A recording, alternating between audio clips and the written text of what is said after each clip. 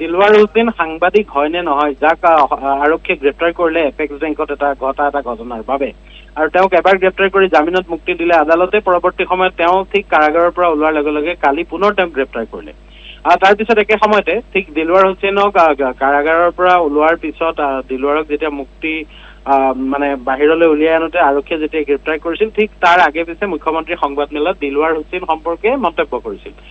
মই পিচিআৰ টিমক অনুৰোধ জনাম, আমাৰ হাতত মুখ্যমন্ত্ৰীৰ সেই মন্তব্যটো আছে, যে এটা স্পষ্ট মন্তব্য য'ত মুখ্যমন্ত্ৰীয়ে কৈছে যে দিলৱাৰ হুছেইন চৰকাৰী অভিধা মতে বা চৰকাৰৰ নীতি নিয়ম মতে, অসম চৰকাৰৰ মতে সাংবাদিকেই নহয়। যদি পিচিআৰ টিমৰ হাতত সেই বাইটটো আছে, মই প্ৰথমতে সেই বাইটটো শুনাই ল'ব খুজিছো, আৰু সেই বাইটটো সকলোৱে শুনাৰ পিছত মই পুনৰ এই প্ৰসংগটোলৈ ঘূৰি যাম, কিদৰে সমন্বয়হীনতা অসম আৰক্ষী, গৃহমন্ত্ৰী তথা মুখ্যমন্ত্ৰী ডক্টৰ হিমন্ত বিশ্ব শৰ্মা, তেওঁলোকৰ মতৰ পাৰ্থক্য কিদৰে স্পষ্টৰূপে প্ৰমাণিত হৈছে সেই কথালৈ যাম। মই প্ৰথমতে সেই মুখ্যমন্ত্ৰীৰ সেই বাইটটো য'ত তেওঁ স্পষ্টভাৱে সাংবাদিক হিচাপে দিলৱাৰৰ পৰিচয় নস্যাৎ কৰিছে, সেই বাইটটো এবাৰ মই শুনাবলৈ আহ্বান জনাইছো।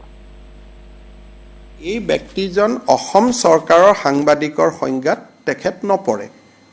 আমি অসমে এতিয়ালৈকে ইলেক্ট্ৰনিক্স মিডিয়া আৰু প্ৰিণ্ট মিডিয়াৰ জাৰ্নেলিষ্টকহে আমি সাংবাদিক বুলি ধৰোঁ, আৰু আন পৰ্টেলসমূহক এতিয়ালৈকে সাংবাদিক বুলি ধৰাৰ সিদ্ধান্ত লোৱা নাই, আৰু সেই বিষয়ে সাংবাদিকসকলৰ লগত আমাৰ আলোচনা চলিহে আছে। গতিকে আপোনালোকে মোক যদি সিদ্ধান্ত লৈ সাংবাদিক বুলি কয় মই এৰি দিম, কিন্তু সাংবাদিক বুলিয়ে মোক আপোনালোকে লিখি দিয়ক যে তেওঁ সাংবাদিক। আমি পুনৰ মৃগাংক শইকীয়াৰ ওচৰলৈ আহিছোঁ। মৃগাংক শইকীয়া, হয় নয়নমণি, এতিয়া আপুনি নিশ্চয় শুনিলে, আমাৰ দৰ্শকসকলে শুনিলে, মুখ্যমন্ত্ৰীয়ে স্পষ্ট ভাষাৰে এই কথাটো কৈছে যে অসম চৰকাৰৰ যি সাংবাদিকৰ অভিধা, অসম চৰকাৰে কাক সাংবাদিক বুলি কয়, এই যিটো মানে মাপকাঠি, সেই মাপকাঠিৰে দিলৱাৰ হুছেইন সাংবাদিক নহয়। কিন্তু এইবাৰ আপুনি চাওক যে দুখন স্ক্ৰীণত যদি পিচিআৰ টিমে দেখুৱাই, এফালে মুখ্যমন্ত্ৰী আৰু আনফালে যদি অসম আৰক্ষীয়ে যিখন আইনী জাননী, মানে যিখন আইনী জাননী দিলৱাৰ হুছেইনৰ পত্নীকে প্ৰদান কৰিছে যে দিলৱাৰ হুছেইনক দ্বিতীয়টো গোচৰত কিয় গ্ৰেপ্তাৰ কৰা হ'ল, সেই জাননীখনলৈ যদি চাই, তাত দিলৱাৰ হুছেইনক দ্বিতীয়বাৰ নিজৰ জিম্মাত লোৱা বা দ্বিতীয়বাৰ গ্ৰেপ্তাৰ কৰাৰ সপক্ষে যুক্তি হিচাপে, সবল যুক্তি হিচাপে গৃহ বিভাগৰ অন্তৰ্গত, মুখ্যমন্ত্ৰীৰ গৃহ বিভাগৰ অন্তৰ্গত অসম আৰক্ষীয়ে স্পষ্ট ভাষাৰে উল্লেখ কৰিছে যে দিলৱাৰ হুছেইন এজন প্ৰভাৱশালী সাংবাদিক। তাত তেওঁলোকে সুস্পষ্ট ভাষাৰে ইংৰাজীত লিখিছে, given is influential position is a journalist with strong media connection, অৰ্থাৎ তেওঁৰ যিহেতু এজন সাংবাদিক হিচাপে এটা প্ৰভাৱশালী অৱস্থান আছে, গতিকে ষ্ট্ৰং মিডিয়া কানেকশ্যনছ আছে, সংবাদ মাধ্যমৰ সৈতে তেওঁৰ অতি গভীৰ, অতি শক্তিশালী সবল সম্পৰ্ক আছে, গতিকে there is a serious and credible apprehension that he may attempt to manipulate the narrative, suppress evidence and exert undue influence on key witness, অৰ্থাৎ সাংবাদিক হিচাপে তেওঁ নিজৰ প্ৰভাৱ খটুৱাই তথ্য প্ৰমাণ বা এই গোটেই ঘটনাক্ৰমৰ বিৱৰণ নষ্ট কৰিব পাৰে। গতিকে তেওঁৰ বিৰুদ্ধে any delay in taking legal action could severely compromise the integrity of the investigation. গতিকে যে যিটো অনুসন্ধান চলি আছে, এই অনুসন্ধানৰ কাৰ্যকৰীতাৰ ওপৰত সন্দেহ বা প্ৰশ্ন চিহ্ন উত্থাপিত হ'ব। এয়া হ'ল অসম আৰক্ষীৰ ভাষ্য। অসম আৰক্ষীৰ নেতৃত্বত গৃহমন্ত্ৰী, আৰু সেই গৃহমন্ত্ৰীৰ অন্তৰ্গত অসম চৰকাৰে এই জাননীখন যেতিয়া দিলৱাৰৰ পত্নীক দিছে, এই আইনী জাননী কনফিডেন্সিয়েল অসম আৰক্ষীৰ এখন কাগজ, এই কাগজখন আমাৰ হাতত পৰিছে। এই কাগজখনত notice of information of ground of arrest 148 of BNSS, ভাৰতীয় ন্যায় সংহিতাৰ অধীনত এই নীতি নিয়ম ৰক্ষা কৰি চৰকাৰীভাৱে কি কেছ 111/2025 এই কেছৰ অন্তৰ্গত ভাৰতীয় ন্যায় সংহিতাৰ সকলো দফা ৰাখি আৰু যুক্তি হিচাপে দিলৱাৰ হুছেইন মজুমদাৰক দ্বিতীয়বাৰ গ্ৰেপ্তাৰৰ যুক্তি হিচাপে অসম আৰক্ষীয়ে এই কথাটো মানি লৈছে যে দিলৱাৰ হুছেইন এজন অতি প্ৰভাৱশালী সাংবাদিক। তেওঁ যদি জেলৰ পৰা, তেওঁ যদি বন্দী অৱস্থাৰ পৰা মুক্ত হৈ ওলাই আহে, তেন্তে তেওঁ প্ৰভাৱ খটুৱাই তথ্য প্ৰমাণ নষ্ট কৰিব, সাক্ষীক বিপথে পৰিচালিত কৰিব, এনেকুৱা কথাবিলাক তেওঁলোকে অসম আৰক্ষীয়ে লিখিছে। অৰ্থাৎ কিন্তু মন কৰিব যে মই আকৌ বাৰম্বাৰ কৈছো যে এই কথাটো দিলৱাৰ হুছেইন সাংবাদিক হয় নে নহয় চৰকাৰে নিৰ্ণয় কৰিব বা আৰক্ষীয়ে নিৰ্ণয় কৰিব। মুখ্যমন্ত্ৰীয়ে স্পষ্ট ভাষাৰে কৈছে যে দিলৱাৰ হুছেইন সাংবাদিক নহয়, তেওঁলোকৰ চৰকাৰী নীতি নিয়মতে দিলৱাৰ হুছেইন সাংবাদিক নহয়।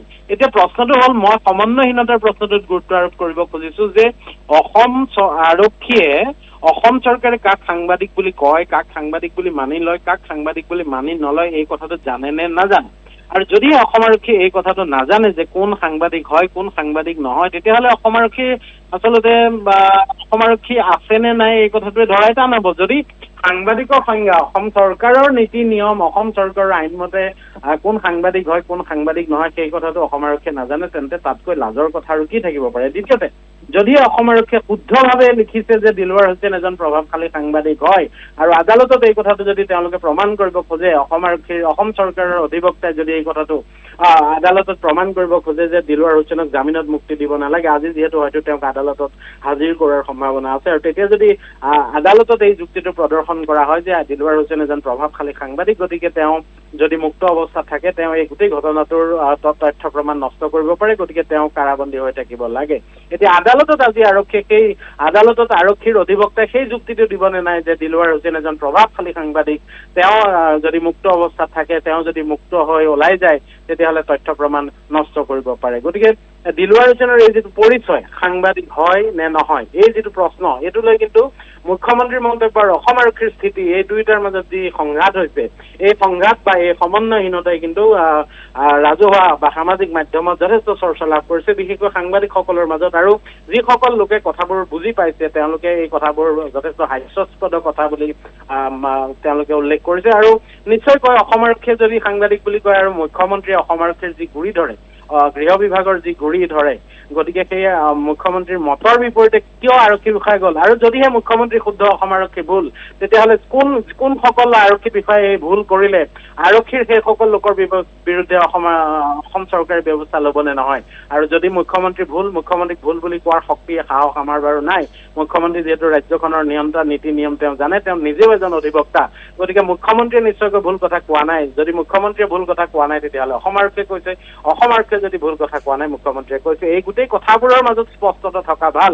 কিন্তু তাৰ মাজত যাতে দিলৱাৰৰ যিটো এজন নাগৰিক হিচাপে তেওঁৰ যি অধিকাৰ, সেই অধিকাৰ যাতে ক্ষুণ্ণ নহয় তাৰ ওপৰত সকলোৱে নজৰ ৰাখিব লাগে। আৰু অন্যায়ভাৱে যদিহে তেওঁৰ সাংবাদিক অসাংবাদিক পৰিচয়ৰ খেলি মেলি দিলৱাৰক এনেদৰে কাৰাবন্দী কৰি ৰাখিবলগীয়া হৈছে, সেয়াও অতিকৈ ধিক্কাৰজনক। আৰু যিয়ে নহওক, দিলৱাৰ হুছেইন সাংবাদিক হয় নে নহয়, এতিয়া অন্ততঃ মুখ্যমন্ত্ৰীয়েতো ক'লেই যে দিলৱাৰ হুছেইন সাংবাদিক নহয়। এতিয়া কিন্তু অসম আৰক্ষীৰ দায়িত্ব যে দিলৱাৰ হুছেইন সাংবাদিক হয় নে নহয় সেই কথা অসম আৰক্ষীয়ে পুনৰবাৰ স্পষ্ট কৰি দিয়াৰ প্ৰয়োজন আছে। যিহেতু ইতিমধ্যে ভাইৰেল হৈছে অসম আৰক্ষীৰ এই স্থিতি যে দিলৱাৰ হুছেইন সাংবাদিক, তথ্য প্ৰমাণ নষ্ট কৰিব পাৰে, গতিকে তেওঁ আমাৰ জিম্মাত থাকক। গতিকে নয়নমণি, এই কথাটো নিশ্চয় চাবলগীয়া হ'ব যে অসম আৰক্ষীয়ে পৰৱৰ্তী সময়ত অসম আৰক্ষীয়ে এই সন্দৰ্ভত কি স্পষ্টীকৰণ দিয়ে। যি সময়ত আচলতে মুখ্যমন্ত্ৰীগৰাকীয়ে কৈছে যে দিলৱাৰ হুছেইন মজুমদাৰ সাংবাদিক নহয়, আৰু সেই সময়তে মুখ্যমন্ত্ৰীগৰাকীৰ অধীনৰ এটা বিভাগ গৃহ বিভাগ, আৰু সেই গৃহ বিভাগৰ অসম আৰক্ষীয়ে কৈছে যে দিলৱাৰ হুছেইন মজুমদাৰ এগৰাকী প্ৰভাৱশালী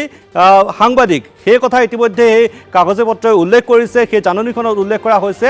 এতিয়া দেখিবলৈ পোৱা গৈছে মুখ্যমন্ত্ৰীগৰাকীৰ যি মন্তব্য, সেই মন্তব্যৰ বিপৰীত স্থিতিত এতিয়া অসম আৰক্ষীৰ এই জাননীখন। মৃগাংক শইকীয়া এই মুহূৰ্তত সবিশেষ কথাখিনি জনালে, ধন্যবাদ জনাইছোঁ।